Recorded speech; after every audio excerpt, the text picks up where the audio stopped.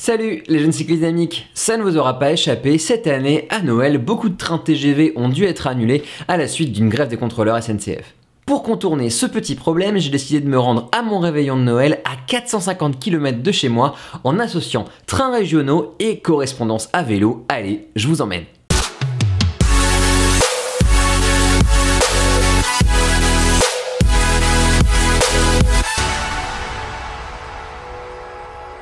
Le plan que j'ai échafaudé, c'est d'associer TER et vélo pour traverser la France plutôt que de prendre la voiture. Ça me permet d'allier l'utile à l'agréable. C'est insupportable, j'ai eu un fou là. Et de continuer à rouler pendant les fêtes. Si j'ai choisi le TER, c'est avant tout pour contourner le problème de la grève des contrôleurs SNCF qui touche surtout le TGV, mais aussi pour bénéficier de l'emplacement vélo gratuit sans démontage dans les trains express régionaux. Alors je l'ai déjà fait, mais cette fois-ci j'avais vraiment pas envie de jouer au mécano sur le quai de la gare pour pouvoir avoir mon vélo dans une housse quoi. Du coup sur SNCF Connect j'ai trouvé un Paris Tour départ à 7h38 pour 20 €. Ensuite j'ai regardé quelles étaient les lignes régionales qui desservaient ma gare de destination qui est Saint-Jean-d'Angély en Charente-Maritime. Le truc qui pouvait marcher ça aurait été de me trouver un train Poitiers-Saint-Jean-d'Angély, mais ça aurait été difficile parce qu'il fallait prendre un Ouigo, potentiellement archi blindé à cause des grèves et en plus avec un supplément pour vélo démonté, donc c'était pas du tout une bonne option. Du coup j'ai dû me rabattre sur un train au départ de Niort à 17h48 pour 16 €, donc ça me donne une correspondance de 170 km à parcourir entre 9h50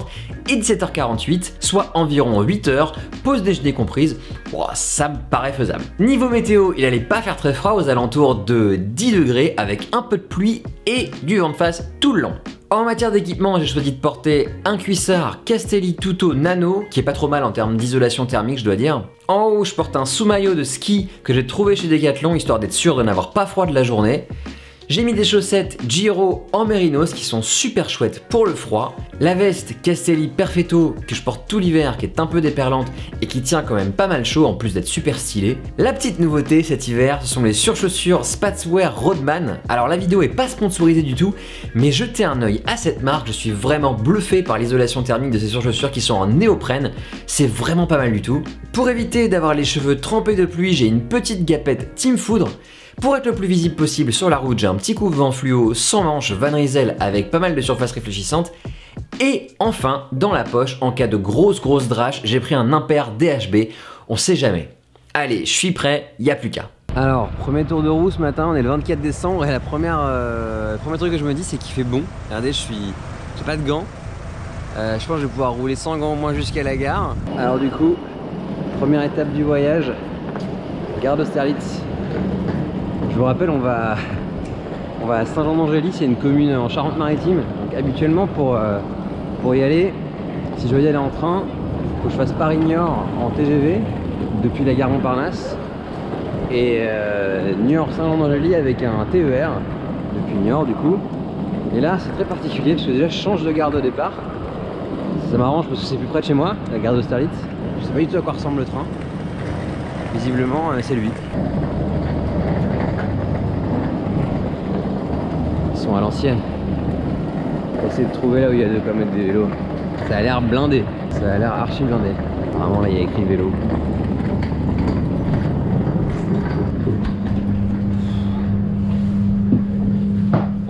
Ah bah super. Là, il y a des crochets. Je vais accrocher mon vélo à ce truc.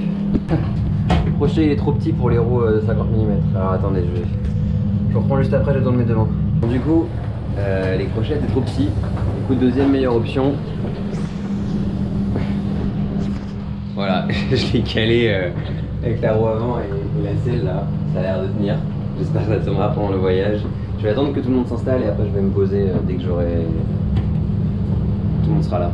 Donc c'est bon, le train est en train de partir.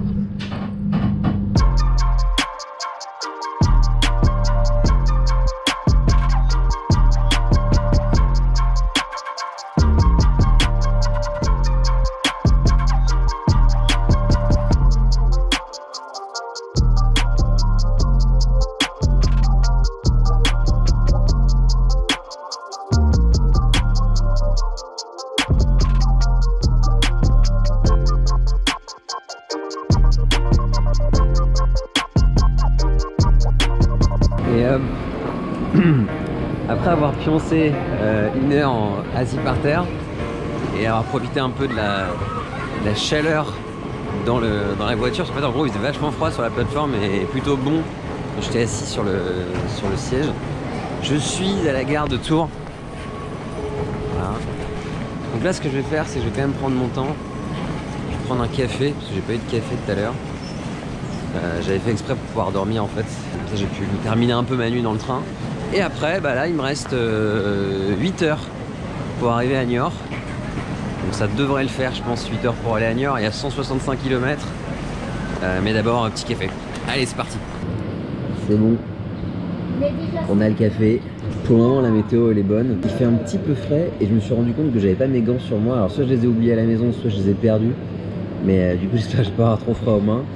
Il a l'air de faire sec, donc ça c'est top pour le coup. Qu'il fasse sec, c'est vraiment bien. Ça va vraiment arranger le coup en ce qui concerne le trajet vers Niort. Et voilà, ça démarre comme ça. Il fait un petit peu frais ici à Tours quand même. Je pensais que ça allait être pas trop mal, mais en fait les 10 degrés avec un petit poil de vent là, c'est assez frais, c'est pas très agréable. Et 165 km, ça va faire long je pense. Mais bon, on en a vu d'autres, hein. On en a vu d'autres. Allez, je démarre. Et puis, en fonction de sur quoi je tombe sur la route, je vous raconte. Il a d'abord fallu que je m'extrais de la ville de Tours, c'est allé assez vite. Donc me voilà bientôt à la sortie de l'agglomération Tourangelle. Et la prochaine ville, grosse ville, qu'on va rencontrer sur notre chemin, ça va être Chinon. Alors je sais pas si vous entendez parce qu'il y a un petit peu de vent aujourd'hui. Mais là je suis sur une petite route où il n'y a personne, à côté de l'autoroute. Et comme il y a l'autoroute à côté qui absorbe tout le trafic routier, bah moi je suis tranquille. C'est comme si j'avais une méga piste cyclable pour moi tout seul. C'est vachement bien. Après cette route à côté de l'autoroute, j'ai dû récupérer une grosse départementale toute droite qui était vraiment pas agréable du tout à prendre à vélo avec des voitures qui dépassaient, c'était vraiment flippant. Alors un truc que j'avais pas remarqué en regardant la trace et les villes traversées, c'est qu'on allait passer par une ville qui s'appelle Azay-le-Rideau, qui est entre Tours et Chinon. Et dans cette ville, il y a un château qui est assez connu parce qu'il est à les pieds dans l'eau en fait. Je crois que si je me trompe pas ici, c'est le Cher qui passe. Alors corrigez-moi dans les commentaires si jamais je raconte des bêtises. Je vais voir si je peux pas aller regarder un peu. Bon là c'est dommage, il fait pas très beau.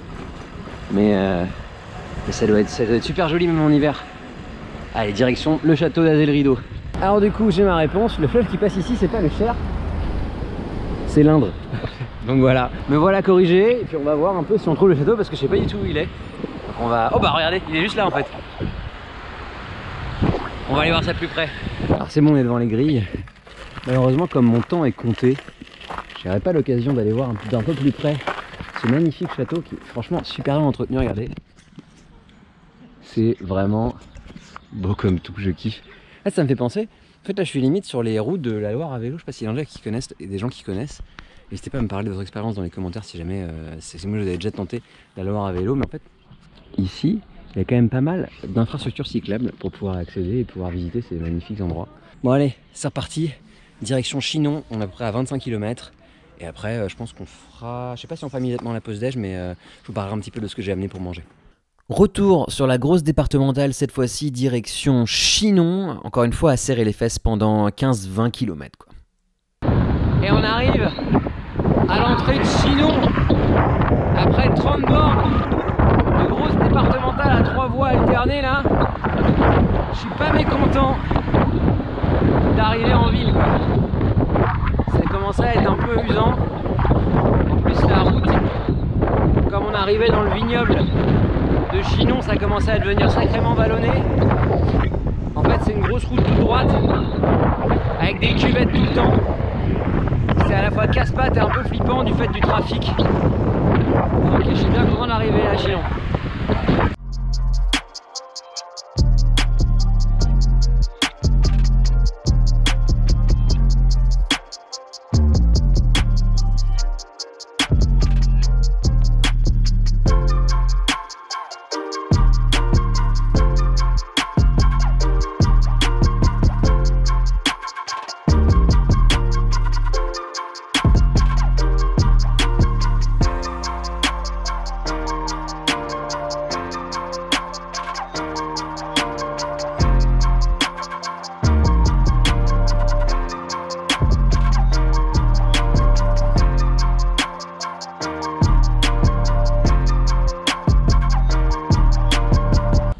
Donc là un peu pareil qu'à Azel Rideau, il y a une grille, mais on voit quand même un petit bout de la forteresse de Chinon. Après il faudra redescendre. Je sais pas si vous avez vu, mais le petit chemin là par lequel me fait passer la trace, très sympa, je suis très content que la trace me fasse passer par là directement. Après voilà, avec la caméra à la main, c'était quand même un drôle de truc.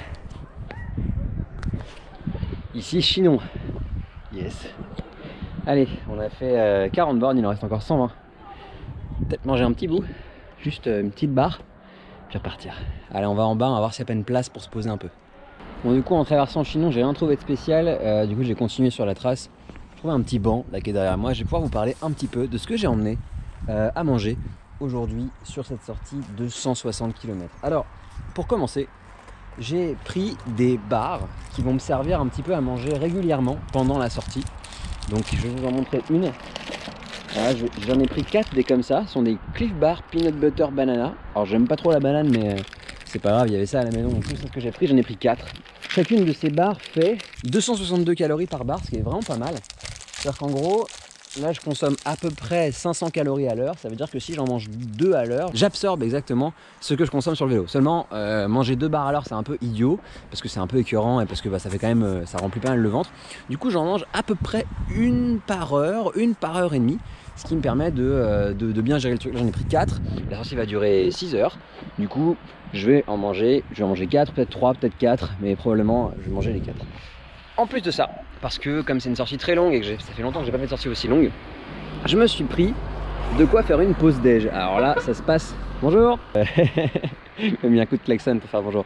Là, ça se passe du coup plutôt dans ma poche. Et ce que j'ai fait, c'est que je me suis fait 2 sandwichs. C'est des sandwichs de pain de mie. C'est du pain de mie complet. À l'intérieur, j'ai mis des tranches de rôti de porc. C'est ce que j'ai trouvé qui était le moins... qui avait l'air le moins reconstitué. J'ai regardé le poulet et tout. En fait, le rôti de porc, c'était quand même ce qui avait l'air d'être le plus de la vraie viande. Du coup, c'est ce que j'ai acheté. Et ça, je vais le manger sur les coups de 14 heures, je pense. Parce que là, comme je suis parti de Tours à 10 heures, si je fais 4 heures de route et qu'après je fais une pause déj, c'est bien. Donc, à mon avis, vers 14 heures, on devrait avoir la pause déj avec les 2 sandwichs. Chaque sandwich a 3 tranches de pain de mie. Je présume que chacune de ces tranches de pain de mie a à peu près un peu moins de 100 calories. Donc voilà, j'ai à peu près 80, 3 x 8 de 140 calories de pain, plus les tranches de rôti de porc pour les protéines. Tout ça x 2, donc ça fait à peu près 500 et des bananes, plus les tranches de rôti de porc. Je pense peut-être 600 calories, 700 calories mon déjeuner. Ce qui est assez cool. Et comme je l'ai avec moi, j'ai pas besoin de chercher un endroit où manger, ce qui est assez cool, enfin ce qui est assez pratique. Donc ça, moi j'aime bien me faire des petites wish comme ça. Donc avec ça, je pense que j'aurai assez de bouffe pour ne pas finir en grosse fringale en arrivant à Niort. Enfin, espérons, en tout cas, je vous tiens au courant. Je vais manger une petite barre ici même. Je vais aussi faire un petit pipi parce que quand c'est l'hiver, on boit mais on transpire moins, donc plus pipi. Et après, je vais repartir direction Loudun. Et une fois à Loudun, possible qu'on fasse là notre pause déjeuner. On va voir. Sur le chemin, je vais sûrement vous parler de mon approche en termes d'intensité sur cette sortie. À quelle allure je roule, à quelle puissance, à quelle fréquence cardiaque, je vous en parlerai sur la route tout à l'heure. Oh, il y a une petite bosse. Ça a l'air très raide cette bêtise. C'est ça d'être dans des régions à vignes. Parfois il y a des petites bosselettes. Allez, petit plateau. Ça grimpe. C'est vrai.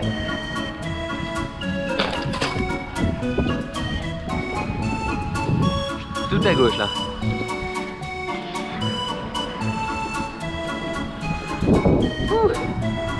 J'espère qu'il n'y en a pas beaucoup des comme ça.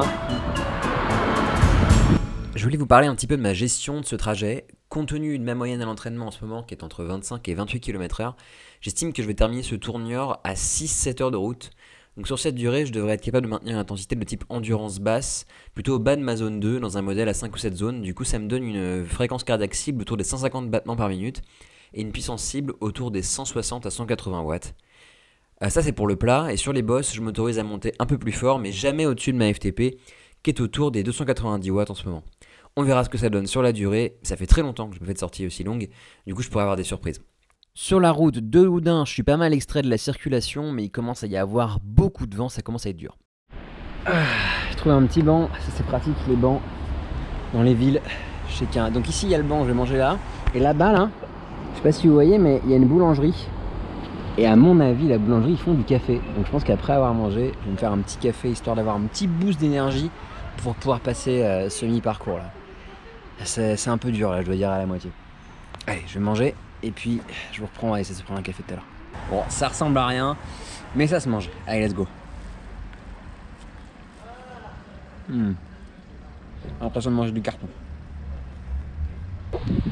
Alors, le café, c'est bon. La pause déj, c'est bon. 1 minute 37 seconds later. Ok.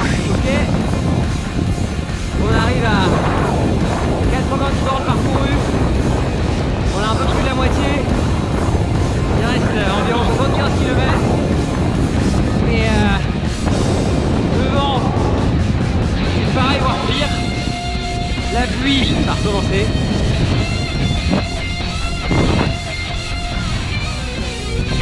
Là, physiquement, ça commence à être dur. Et en plus, comme le vent il sent plus fort, bah, je prends beaucoup moins vite à la même intensité. Donc, je commence à me faire du souci pour les délais. Là, il me reste 3h30 pour faire 75 bornes. Un peu plus même. Si je roule à 23 km/h, ça va être tendu quoi.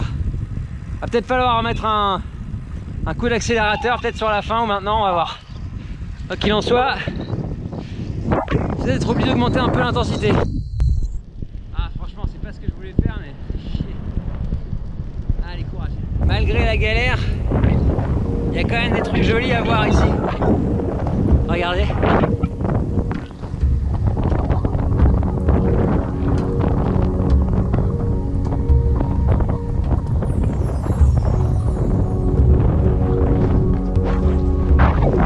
Personne. Je suis seul avec ce paysage d'hiver.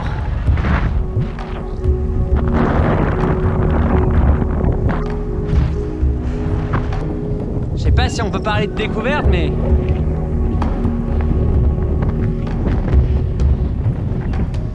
je trouve ça quand même assez exceptionnel en fait. D'être là.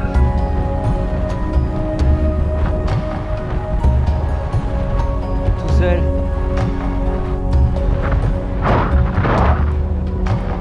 Avec l'horizon.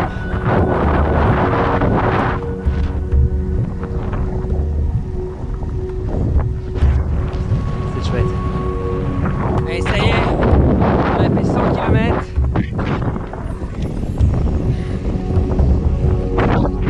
On a un petit peu moins de 4 heures.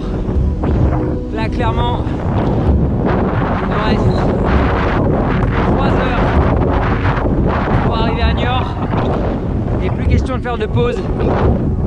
Va falloir qu'on mette le couteau entre les dents pour faire les 65 derniers kilomètres dans les temps. J'ai m'arrivé avec un peu d'avance quand même. Allez, faut donner du courage. Là physiquement ça devient dur, le cœur il dérive. Il faut conserver la vitesse donc c'est compliqué. Allez. Le soleil et le ciel bleu ont même montré le bout de leur nez. Du coup, je me suis fait briller pour pouvoir mettre mes lunettes. Je les ai mises 5 minutes, mais c'était quand même plaisant de me dire que je pouvais porter mes lunettes de soleil parce qu'il faisait un peu beau. C'était chouette. J'ai aussi croisé un petit groupe de chevreuils qui ont traversé la route juste devant moi, en race campagne. Toujours en race campagne, vers Parthenay. Le vent s'est mis à forcir et c'est devenu vraiment difficile. Putain, je sors d'un peuplement absolument interminable. Je sais pas combien de temps que ça a monté, mais j'étais en prise à 22 km/h pendant 15 minutes quoi. Avec ce putain de vent de merde, c'est insupportable, je deviens fou là. Ah putain. J'en peux plus là, je suis rincé, ta gueule. Je suis rincé. J'ai super mal aux jambes, j'en peux plus. Et il me reste au moins 40 km à faire. Ah putain, j'ai fait que 5 heures de route, hein. Pas beaucoup. Mais j'ai trop fait le guignol dans les châteaux de la Loire là. Franchement ça j'ai archi merdé à faire ça. J'aurais pas dû faire ça, j'aurais dû tracer direct. Bah les couilles des châteaux. J'aurais dû filer. J'aurais dû plus prendre mon temps et moi me presser sur la fin là. Alors j'ai plus de jambes du tout, je me dis ouais. Je fais rien.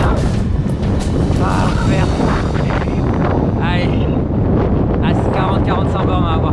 Et j'arrive enfin à l'entrée de Parthenay.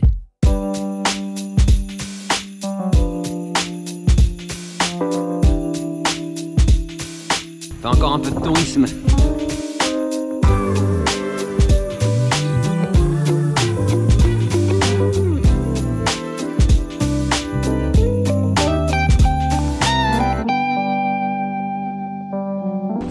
C'est joli comme tout le centre historique. C'est sympa. En sortant de la ville, pour récupérer la grosse route qui doit m'emmener vers Niort, je me retrouve vraiment dans une situation assez critique. Je dois m'arrêter pour boire un truc sucré et me remettre les idées en place.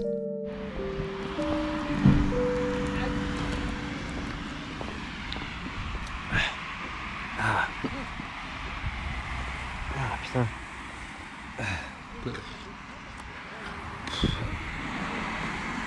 J'ai passé Parthenay.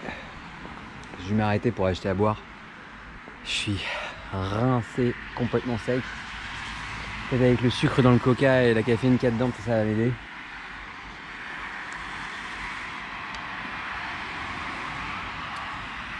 Espérons. Je suis rincé, vraiment complètement éclaté. J'ai acheté une petite bouteille d'eau pour terminer. J'espère que j'arriverai à l'heure.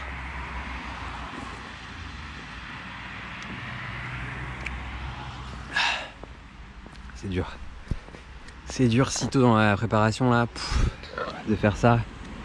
C'est vraiment, je suis au radar là, c'est terrible. Allez, on s'arrête pas trop longtemps et on repart.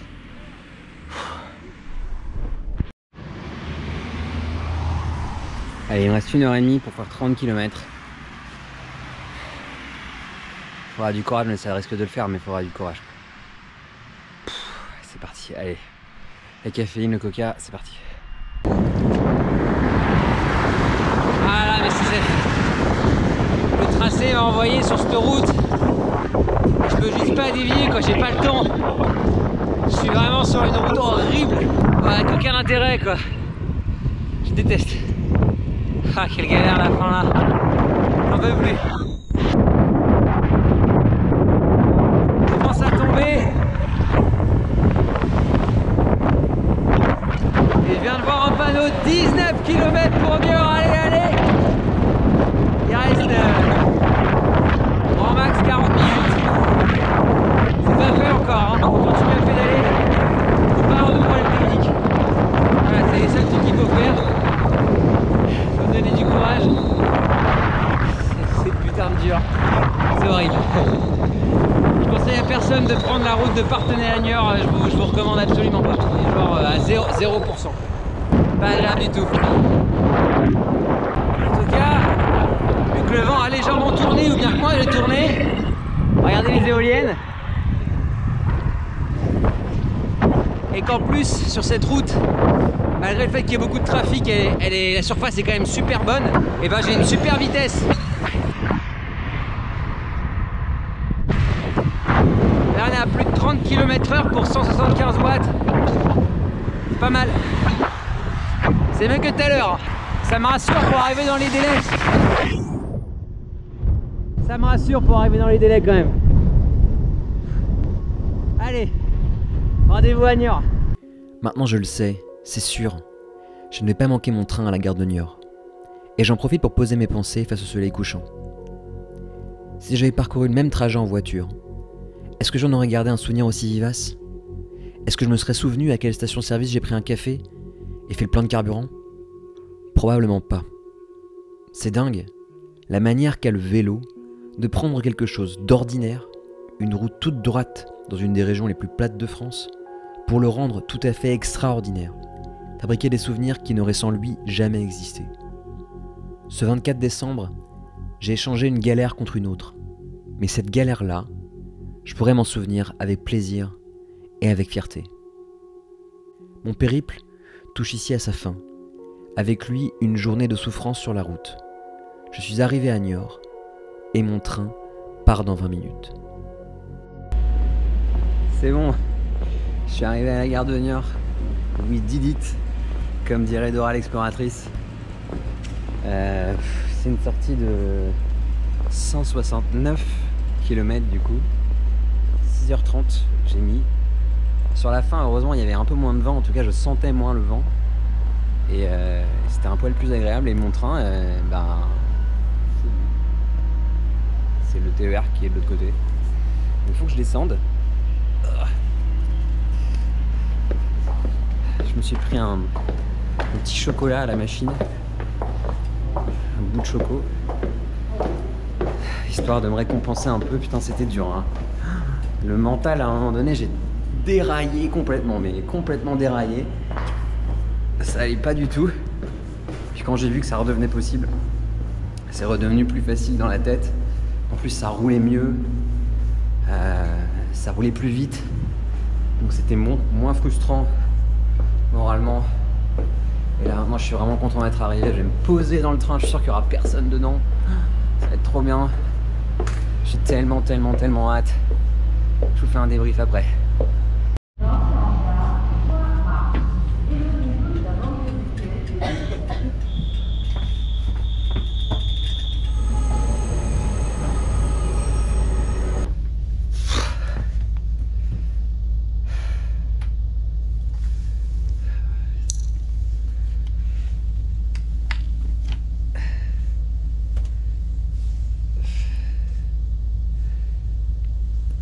Je suis tellement content d'être arrivé là. C'est long. Bonjour. C'était super long. Me voilà remis de mes émotions, je suis de retour à Paris, j'ai bien réveillonné, ne vous en faites pas. En conclusion, moi ce que j'aimerais vous dire, c'est qu'il est possible de voyager en TER, en vélo, en faisant des correspondances à vélo. Je pense que c'est vraiment une option qui m'avait toujours tenté, que j'ai déjà fait avant ça. Et je dois avouer que ça m'est venu assez naturellement de me dire, tiens, si je prenais un TER, est-ce que je vous conseille du coup de faire la même chose? Évidemment que oui. Est-ce que je vous conseille de faire Tours-Niort un 24 décembre? Probablement pas, ou en tout cas pas par le tracé que j'ai choisi. Si quelqu'un de la SNCF ou des autorités organisatrices régionales passe par ici et a envie de savoir ce qu'il faudrait faire pour pouvoir améliorer l'accueil des vélos dans les trains TER, privilégiez plutôt les crochets. Moi j'ai préféré les crochets, mais faites-les assez grands s'il vous plaît. Maintenant on est assez nombreux à avoir des roues en carbone, donc faites-les assez grands. Proposez plus de possibilités de se déplacer avec un vélo non démonté. C'est vraiment la plaie de devoir le démonter, en particulier quand il faut le démonter avant les portes palières sur les Ouigo. Un jour je vous en parlerai, mais c'est assez catastrophique. Et puis, on l'a pas vu dans la vidéo, mais je n'étais pas le seul à prendre ce TER avec mon vélo. Donc il faut mettre plus d'emplacements vélo pour accommoder la demande, parce qu'il y a vraiment une demande. On veut voyager à vélo et pas en bagnole. Donc mettez-nous des places vélo s'il vous plaît, je vous en prie. Voilà, j'espère que cette vidéo vous a plu. D'ici à ce qu'on se recroise ici même sur la route ou sur les réseaux, je vous dis bonne année!